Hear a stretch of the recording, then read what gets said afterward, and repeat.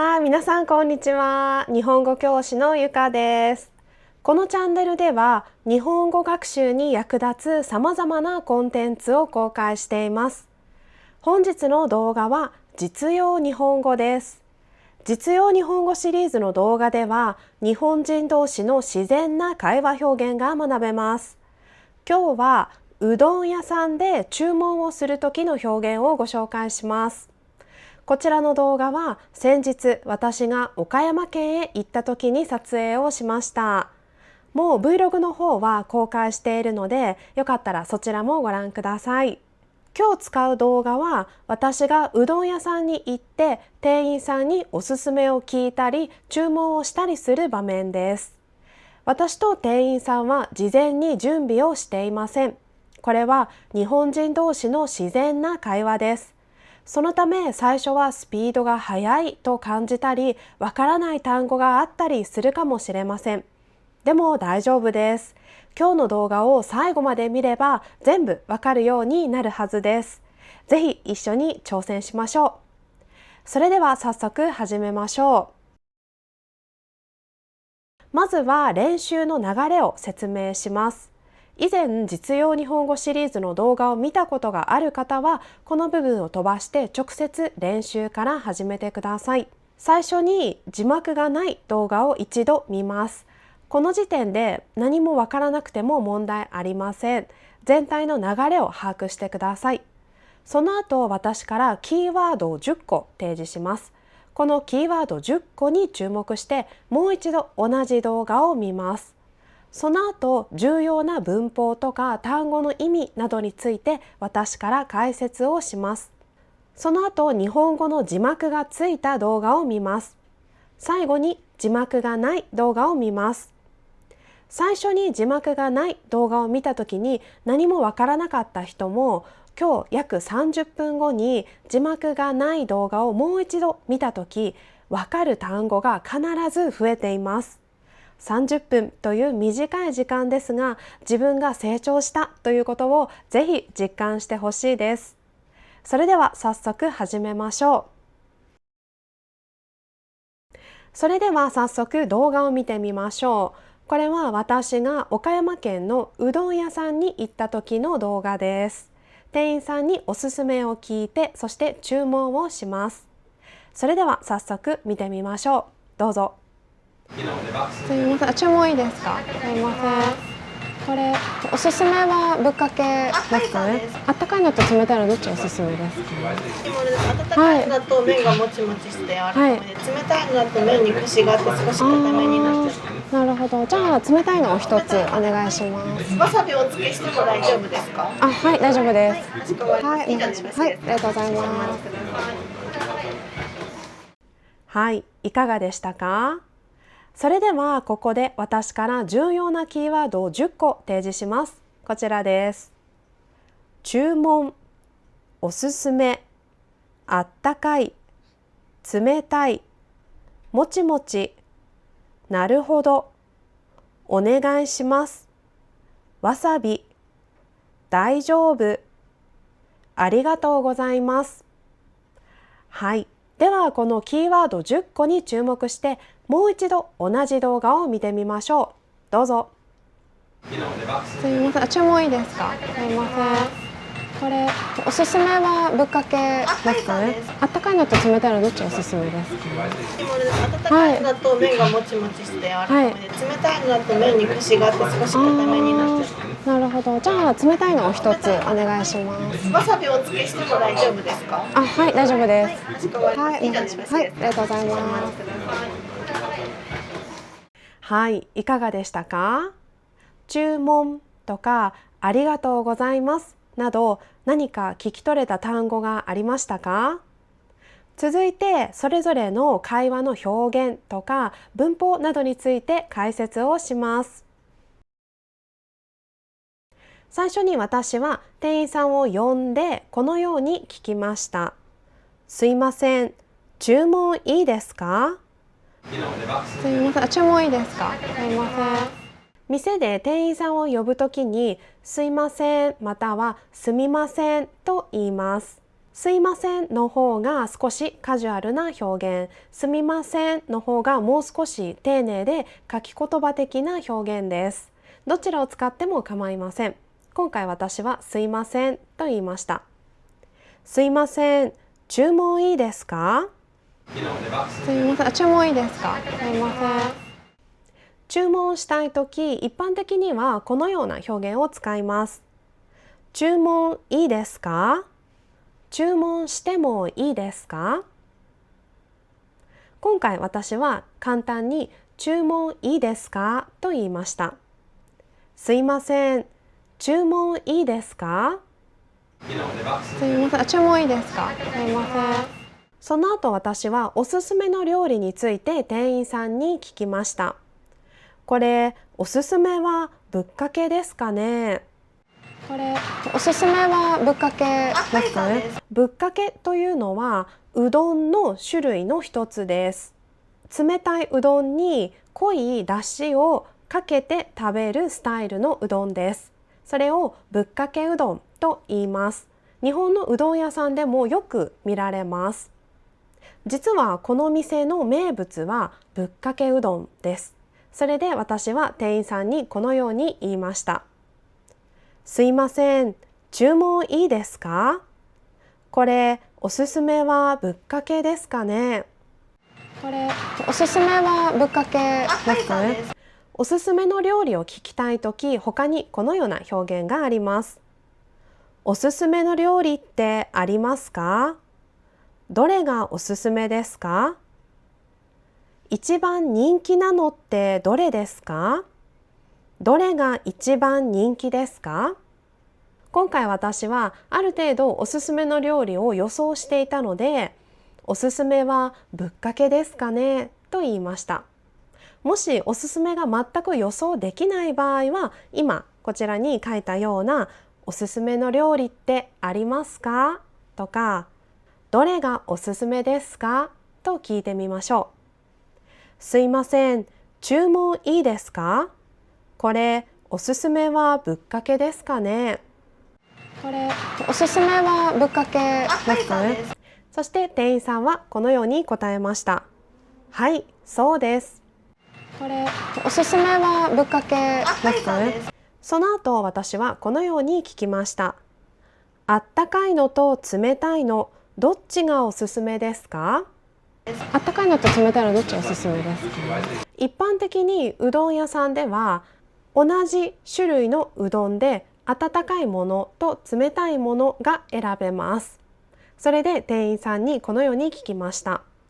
あったかいのと冷たいのどっちがおすすめですか？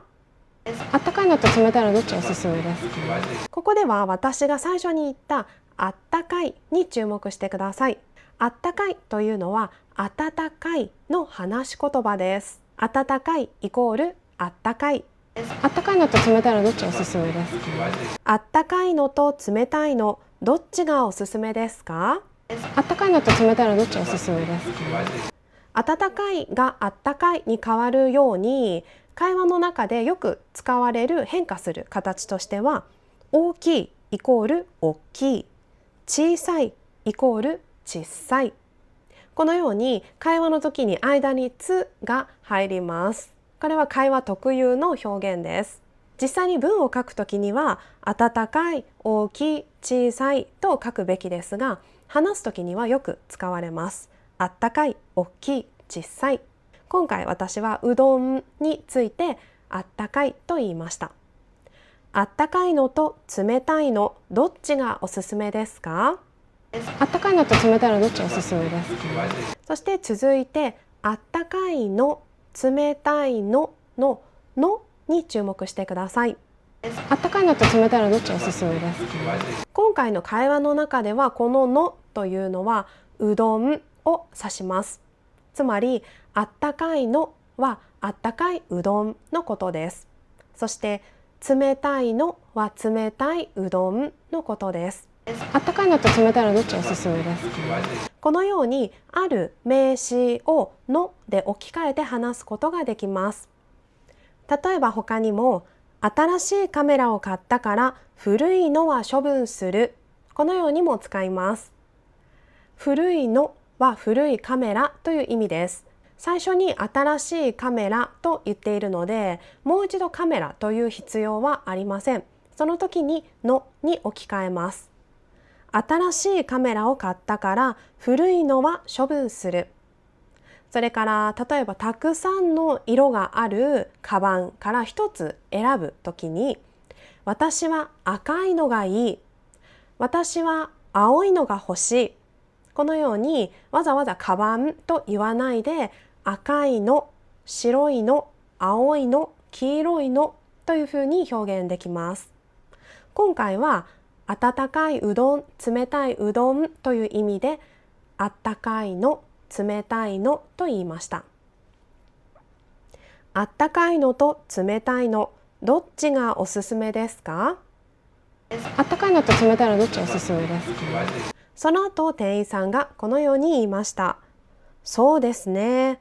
温かいのだと麺がもちもちしてて柔らかめで、冷たいのだと麺にコシがあって少し固めになってます。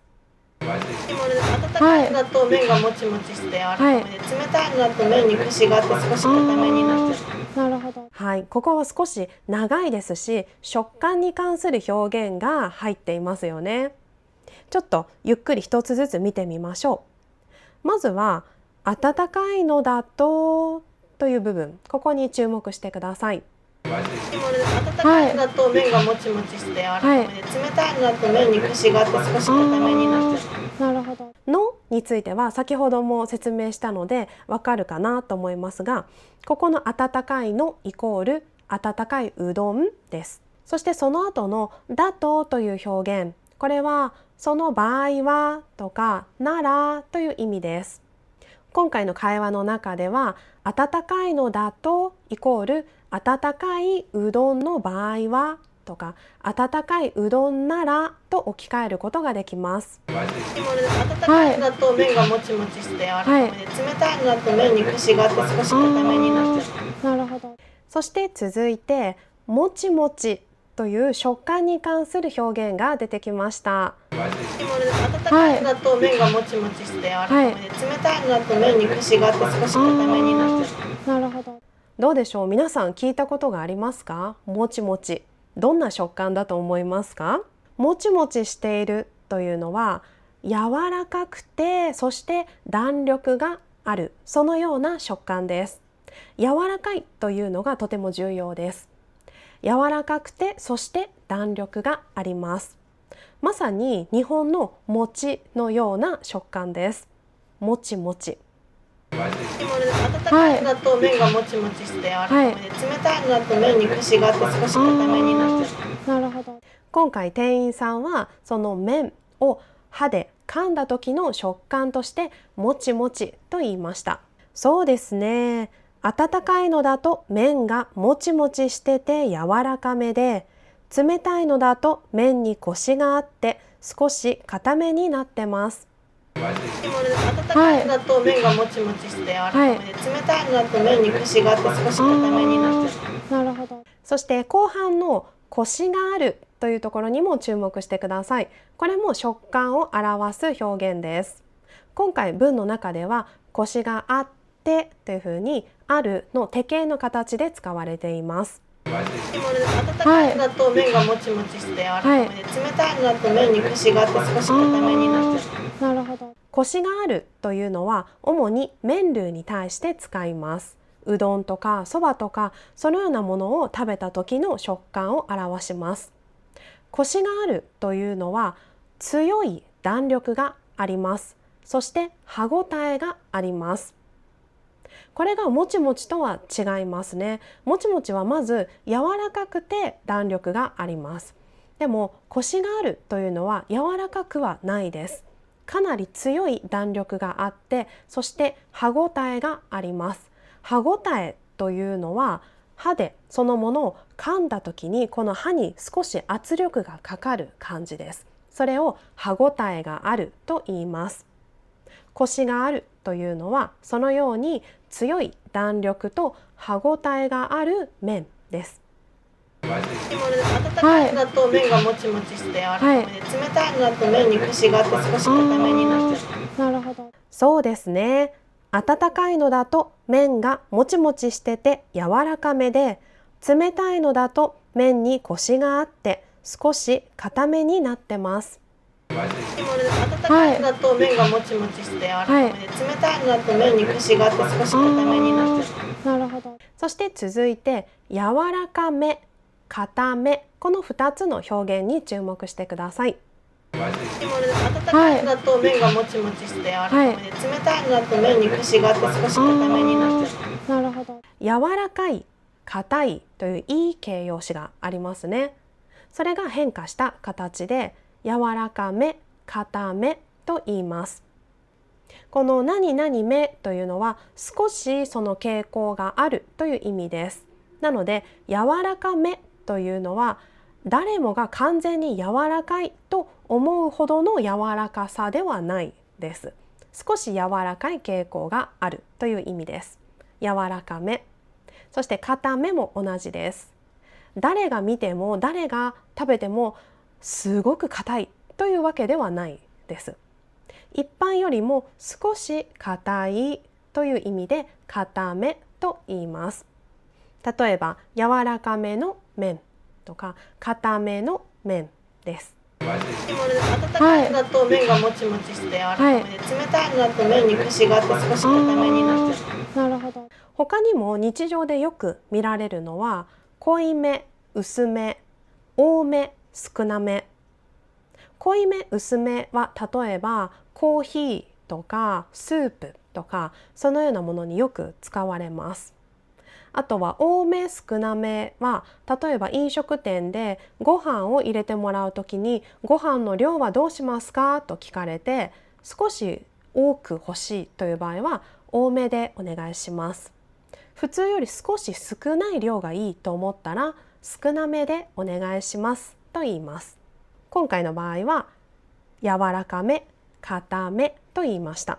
温かいのだと麺がもちもちして柔らかめで、冷たいのだと麺にコシがあって少し硬めになって。なるほど。そうですね。温かいのだと麺がもちもちしてて柔らかめで、冷たいのだと麺にコシがあって少し硬めになってます。温かいのだと麺がもちもちして柔らかめで、冷たいのだと麺にコシがあって少し硬めになって。なるほど。それからこの店員さんの会話の中に他にも会話特有の表現があります。一つがもちもちしててのしててという部分、そしてもう一つが固めになってますのなってますという部分。温かいのだと麺がもちもちして柔らかめで、冷たいのだと麺にコシがあって少し硬めになって。なるほど。この2つの部分はそれぞれ文で書くんだったらもちもちしていて固めになっていますこのように書きます。でも会話の時はいが抜けてしていてはしててに変わります。そしてなっていますはなってますというふうに変わります。そうですね。温かいのだと麺がもちもちしてて柔らかめで、冷たいのだと麺にコシがあって少し硬めになってます。温かいのだと麺がもちもちして柔らかめで、冷たいのだと麺にコシがあって少し硬めになって。なるほど。そしてその後私はこのように言いました。なるほど。じゃあ冷たいのを一つお願いします。なるほど。じゃあ冷たいのを一つお願いします。なるほどというのは相手の話とかこの状況に対して十分に理解して納得したという時に使います。なるほど。じゃあ冷たいのを一つお願いします。なるほど。じゃあ冷たいのを一つお願いします。注文するときは基本の形があります。商品名を数量お願いします。これが基本の形です。今回だったら冷たいのを一つお願いしますと言いました。冷たいのというのは冷たいうどんという意味です。なるほど。じゃあ冷たいのを一つお願いします。なるほど。じゃあ冷たいのを一つお願いします。他にも例えば、プリンを2つお願いします。日本酒を1杯お願いします。このように商品名を数量お願いします。この形で注文します。なるほど。じゃあ冷たいのを1つお願いします。なるほど。じゃあ冷たいのを1つお願いします。その後、店員さんがこのように言いました。わさびお付けしても大丈夫ですか？わさびお付けしても大丈夫ですか？はい、大丈夫です。この私が注文した商品には結構多い量のわさびが添えられます。それで店員さんは私がわさびが食べられるかどうか、添えてもいいかどうかという意味でこのように聞きました。わさびお付けしても大丈夫ですか？わさびお付けしても大丈夫ですか？はい、大丈夫です。それからこの店員さんの会話の中には謙譲語の表現を何々するという形が入っています。お付けしてもというこの部分ですね。わさびお付けしても大丈夫ですか？はい、大丈夫です。お付けするというのは店員さんが客である私のためにわさびをつけます。それをお付けすると言います。これは謙譲の表現です。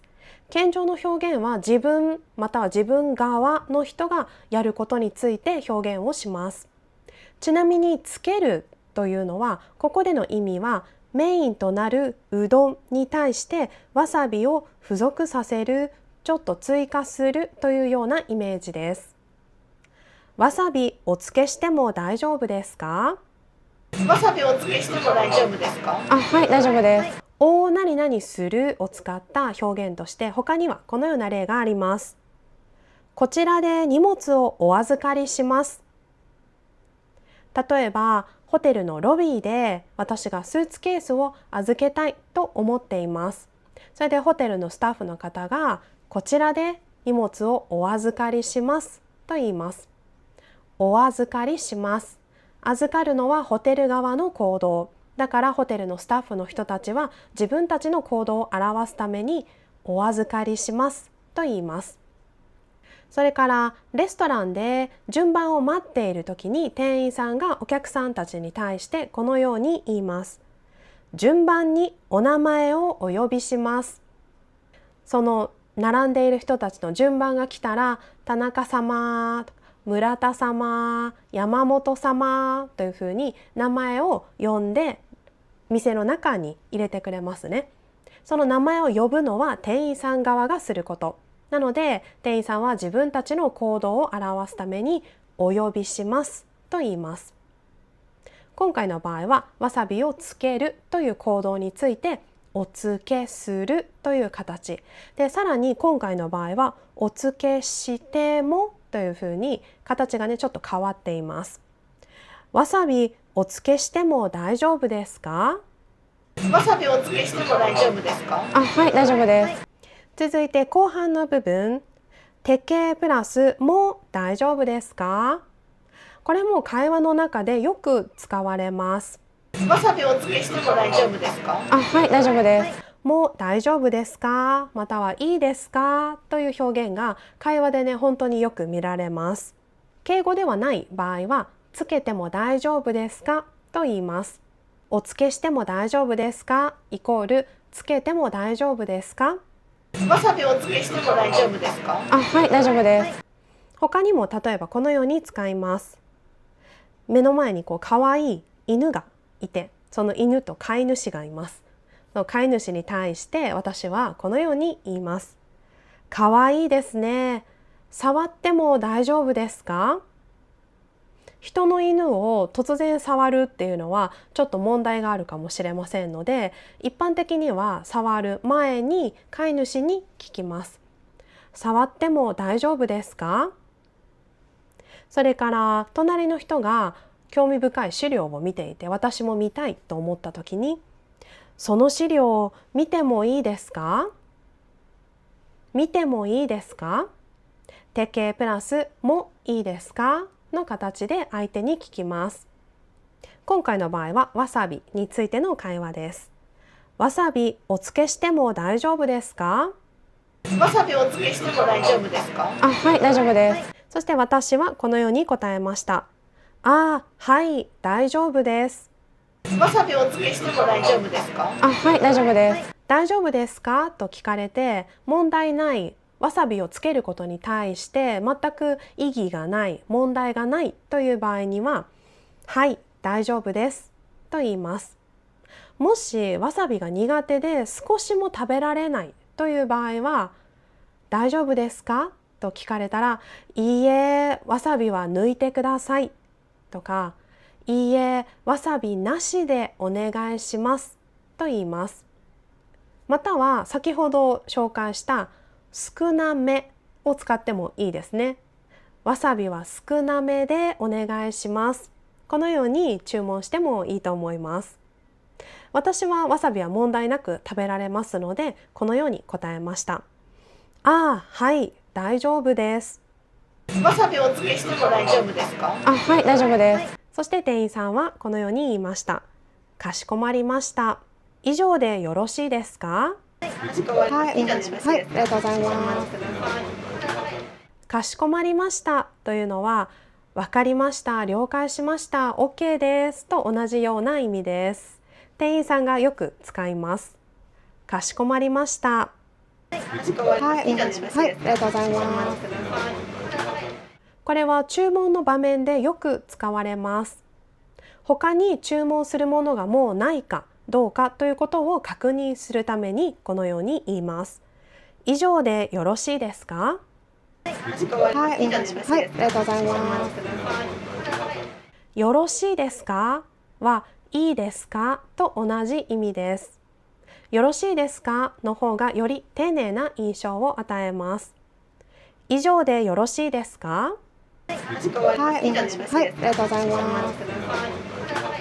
今回の文の以上でよろしいですかというのは、注文は以上でいいですかという意味です。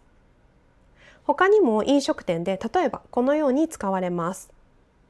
お下げしてもよろしいですか？